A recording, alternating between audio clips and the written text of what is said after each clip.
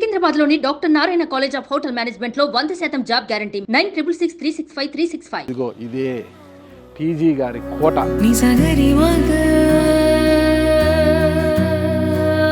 కోటలోని రాజుగారిని మనం ఒకసారి దానం చేయడంలో చేతికి వెమ్మకలు లేని మనిషి ఆయన. దాతృత్వానికి మారుపేరు అంటుంటారనమాట. ఢిల్లీలో కేంద్రంలో మీరున్నారు కీలకంగా, ఏపీలో మీ కుమారుడు టీడీపీలో ఉన్నారు మంత్రి. రాష్ట్ర విభజన తరువాత ఏపీలో కాంగ్రెస్ పుట్టగత లేకుండా పోయింది కాబట్టి చంద్రబాబు గారి పిలుపు మేరకు టీడీపీలోకి వెళ్ళారు సార్. ఒక 5 మంది రాజ్యసభ సభ్యులు అటు వెళ్ళిపోయారు సార్. వారిలో మీరు కూడా ఒకరు. అప్పుడు కూడా విమర్శలు ఎదుర్కొన్నారు సార్. నేను కనుక చేరకపోతే అందరూ డిస్క్వాలిఫై అయిపోతారు.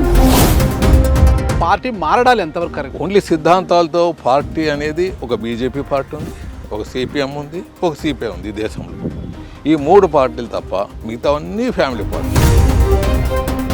ఒకవేళ వైఎస్ రాజశేఖర రెడ్డి గారు బ్రతికి ఉండి ఆయన ముఖ్యమంత్రిగా కొనసాగి ఉంటే రాష్ట్ర విభజన జరిగేది సార్. తెలంగాణ ఇచ్చే ప్రక్రియని మళ్ళీ సమైక్యాంధ్ర ప్రక్రియగా మార్చింది 100% టీజీ వెంకటేష్. మీరు అది చూడండి, హిస్టరీ అది అందరికీ బ్రేక్ అవుతుంది.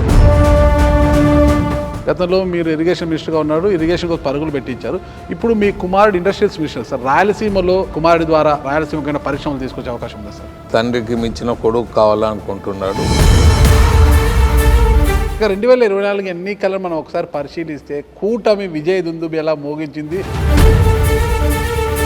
ఇప్పటి వరకు ఉన్న అధికార వైఎస్ఆర్ కాంగ్రెస్ 11 స్థానాలతో అంటే ప్రతిపక్ష హోదా కూడా లేకుండా పోయింది కదా సార్. అయితే దాన్ని వాళ్ళు ఒప్పుకోవట్లేదు. ఇవి ఈవీఎంల ట్యాంపరింగు. తెలిసి తెలియని మీద ఒక అస్సలు చెప్పలేము. ట్యాంపరింగ్ అయితే జగన్ ఎట్లా గెలిపిస్తారు? జగన్నే ఓడగొట్టాలి.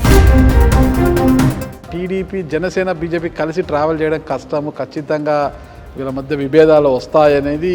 ఒక ఫ్యామిలీలోనే అన్నదమ్ములకే చాలా డిస్ప్యూట్స్ ఉంటాయి.